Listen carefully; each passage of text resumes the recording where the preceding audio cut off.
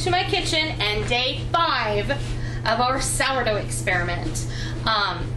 We have also been continuing with our beer sourdough. That one I feed in the morning. It's looking almost exactly the same, and I'm having a hard time now distinguishing between the two.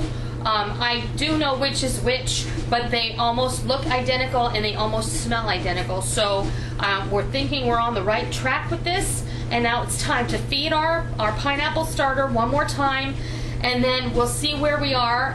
Tomorrow is Monday. So you'll see this on Monday, but I don't know if I'll get to make bread tomorrow. So we'll see where we are. If I have to, I'll put the starter in the fridge and we'll just go from there. And then next weekend, when I have a 3-day weekend, we'll start experimenting with sourdough bread. So then we're just gonna continue to add.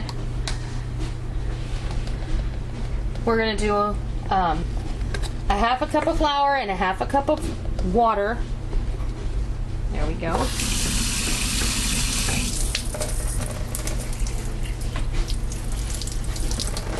And for those of you who might be interested who did not see it, my friend Bear Prepper did a video recently, in the last few days, of how to make your own yeast cakes. So that is a really awesome thing, I think, to know how to do. And I'm going to use my stir stick here. I'm going to add my flour.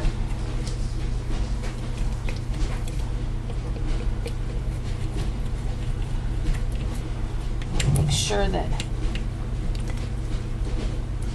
we scrape down the sides pretty good, because when that gets foamy and it starts working, then it kind of settles on the side. So you want to make sure that you get anything in there that you want to mix it up really well.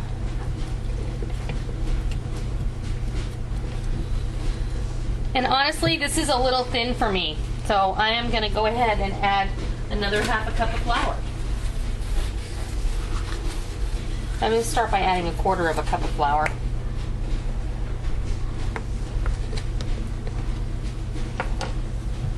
And give it a stir one more time. That's feeling a bit better to me.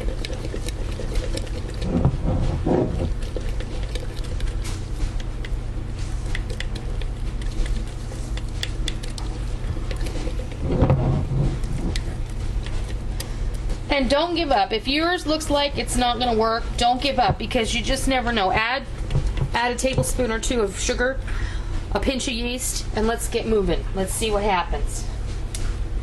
All right. That's where we are for today. I'm going to put the lid back on it. I'm going to let it go take a nap, and I think in about an hour I'm going to be able to see this working its magic. We have an awful lot of sourdough in there now. So, and I tasted it this morning, and it is really very pungent, and it doesn't taste good at all. It just tastes it tastes like alcohol, and like it's sour. So I think that it's right, because it's bubbling and it's still got a lot of activity going on in there, so I'm not worried that it's dead or anything.